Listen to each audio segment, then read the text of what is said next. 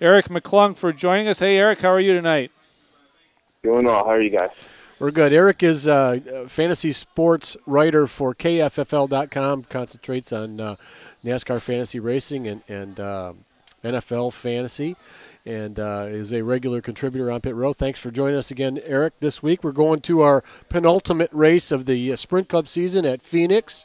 Give us your thumbnail on what you think Phoenix is going to look like and who your Yahoo guys are at Phoenix International Raceway.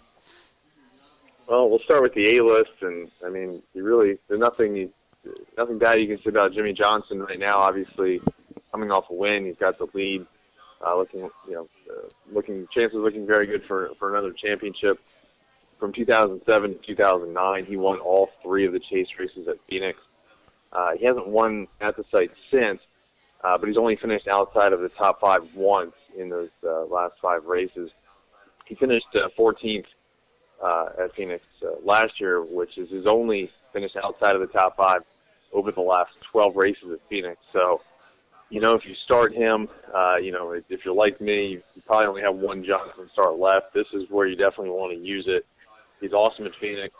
No reason to shy away from him. He's pretty much a lock for a top five, and knowing the pressure that's applied from Brad Keselowski right now, who's been improving over the last three races at Phoenix. His loop data numbers and finishes have improved each and every time. So, Keselowski's going to be in the mix there as well. So Johnson at top five may not do it. So I think he's definitely, no reason why you wouldn't want to pick him to win the race outright. Is Keselowski a threat to win there? I think so. I mean, he finished fifth earlier in the season. And what was impressive there is he did it. I believe he qualified outside of the top 25, which has kind of been a reoccurring theme for him for much of the year. Doesn't necessarily qualify very well, but the synergy that they have as a team and the calls from the pit, the top of the pit box have just been spot on time and time again. And then they find a way, either just with a great race car or with great calls or a combination of the two to get a way to the front there. So. Yeah, I think absolutely he's definitely very much a contender at Phoenix. Well, I think he has to win. I mean, personally think if his championship plan he's 7 points behind Johnson. He can't finish behind him at Phoenix. I don't believe in have a real shot or legitimate shot at winning that race unless he's going to rely on luck. So it'll be interesting to see how much he pushes. Yeah, pending some kind of disaster that strikes Jimmy Johnson, I think Keselowski's in a position where he pretty much needs to win this race, if not both races. Yeah. All right, well, I didn't want to change or get in the way of your train of thought. Tell us the rest of what you're looking at for Phoenix for your Yahoo guys, and then we might ask you a little bit of a look forward to Homestead next week. Well, on the other two guys that I would consider on the A-list, if you're at a Jimmy Johnson starts or at a Brad Keselowski starts, are two Toyota teammates. That's Denny Hamlin. He, of course, won this race back in March. It was his first top 10 in Phoenix since 2009. So he hasn't been the most consistent guy there, but we know what he does on these types of flat tracks for much of his career. So I think he's a pretty safe start, even though he has tumbled quite a bit. It looked like this was going to be a three-horse race, but he's quickly faded. His teammate Kyle Busch turned into Denny Hamlin. Right. Kyle Busch, his teammate. Pretty much, I think, a really undervalued guy right now. Obviously, he's not in the chase. His ownership in Yahoo, I believe, is like second or third to the last. A very undervalued guy right now. Also underrated at Phoenix. Average running position of 11th or better in 10 of the last 11 races at Phoenix. A very consistent performer there. In that time, 7 top 10s, but only 1 top 5. So there is definitely a lot of room there for improvement. Over the last 6 races of this season, again, even though he's not in the championship picture, he scored the 4th most points among all drivers.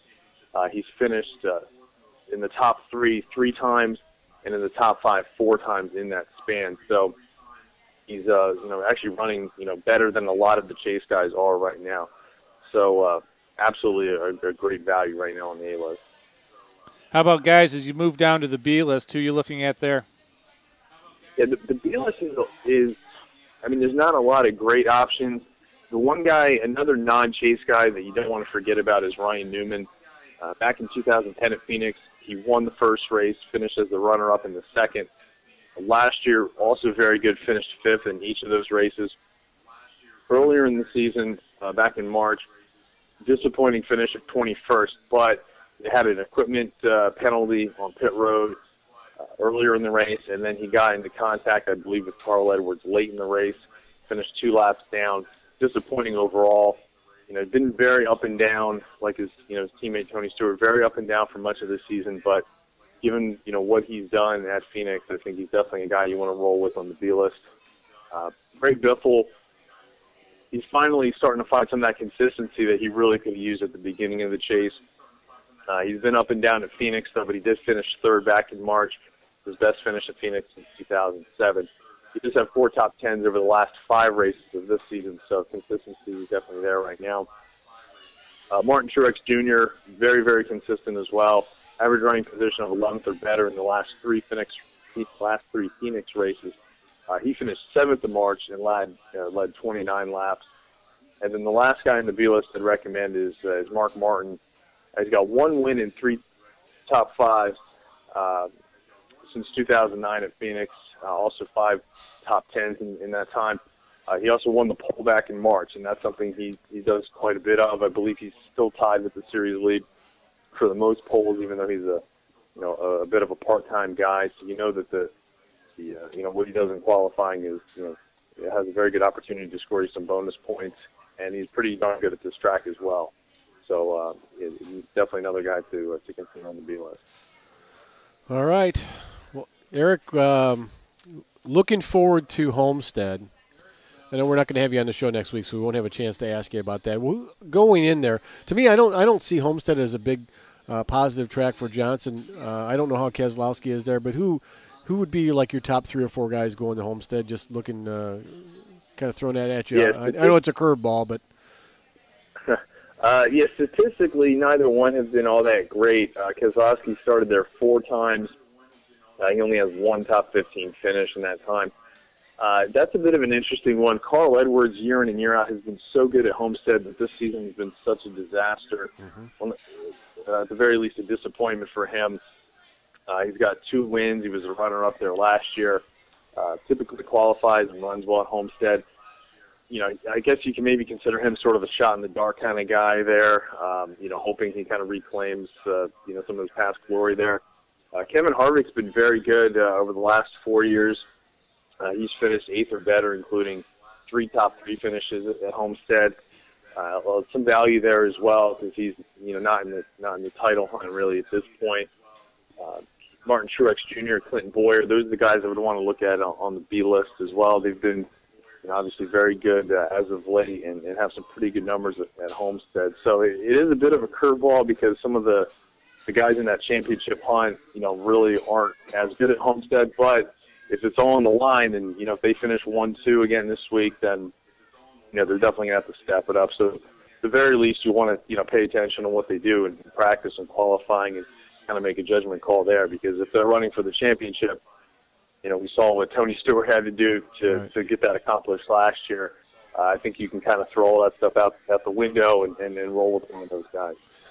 All right, Eric, thanks again for your time tonight and for all of your efforts this year with us on Pit Row. We really appreciate it. And I know it's an in position to get you on the phone this time of night, dinner time, and you've got a young family. So thanks very much for your time, and good luck as the season goes on, and hopefully next year we can do this all again.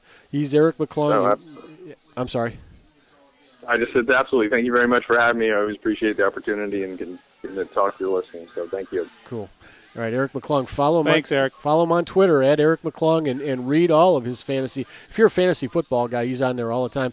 KFFL.com. Follow him on Twitter. Get all the real-time updates as he goes through. And obviously one of the